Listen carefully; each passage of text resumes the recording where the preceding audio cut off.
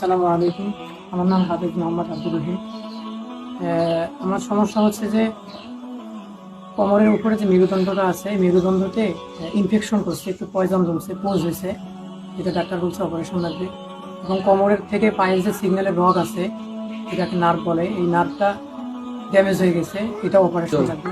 এর চিকিৎসা এখন এমআরআই রিপোর্ট দেখে ডাক্তার বলছে মিনিমাম 2 লক্ষ টাকা লাগবে আর কি।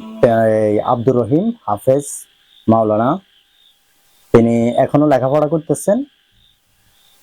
2023 সালে তিনি আমাদের ফেনীতে এসেছেন জীবিকার জন্য।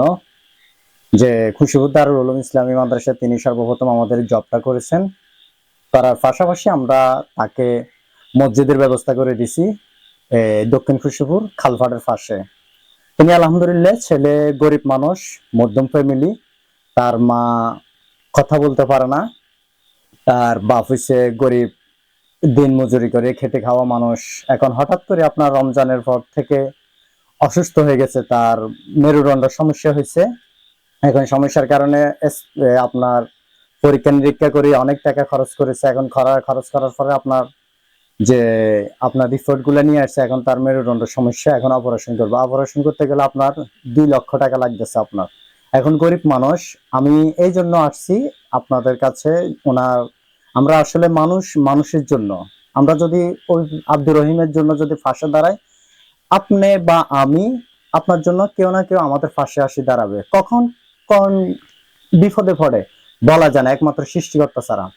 এই জন্য আমরা নিঃস্বার্থে, তাকে কোনো আমরা চিনি না, তার বাড়ি হলো রংপুর, কিন্তু তাকে চিনার উদ্দেশ্য হচ্ছে আমাদের এই সময় টিচার গুলো থাকার কারণে তারা অল্প টাকার বেতনে 3,000, 4,000, 5,000 টাকার বেতনে চাকরি করে, কিন্তু অল্প টাকা দিয়ে ফ্যামিলি চালাইব না, নিজের লেখাপড়া খরচ চালাইব। তারপরেও আল্লাহ দ্বীনের প্রচারের ক্ষেত্রে তারা কাজ করতেছে। এখন হঠাৎ করে আল্লাহ তাকে আসলে পরীক্ষা করতেছেন। এই জন্য আমরা তার চিকিৎসার জন্য টাকা আমরা মন উজাড় করে আমরা কাজ করি।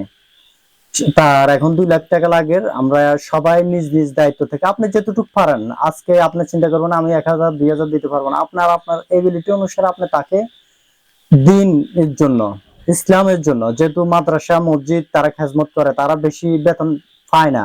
এই জন্য আমরা যদি তাদেরকে সহযোগিতা করি, ইনশাল্লাহ তার মনে হয় চিকিৎসাটা করে সে সুস্থ হয়ে আবার আমাদের কোরআন হাদিস, আমাদের বাচ্চাদেরকে, আপনার বাচ্চাকে আমরা আবার আমাদের সন্তানদেরকে তাদের মাধ্যমে আমাদের বাচ্চাদেরকে শিক্ষা দিতে পারবো। আমরা আমাদের আসলে টিচার গুলার জন্য আমরা আমাদের পাশে আসি, আমাদের দাঁড়ানোর দরকার। যারা দ্বীনের খেদমত করতেছে, আমার অনুরোধ আপনাদের প্রতি যে আমরা প্রত্যেকটা, যে কোনো মাদ্রাসার টিচার হোক, মসজিদ মাদ্রাসার, আমরা একজনের পাশে গিয়ে আমরা দাঁড়াই, আমাদের নিজ নিজ দায়িত্ব থেকে আমরা সহযোগিতা করি। আমার বক্তব্য এখানে শেষ করলাম। আসসালামু আলাইকুম।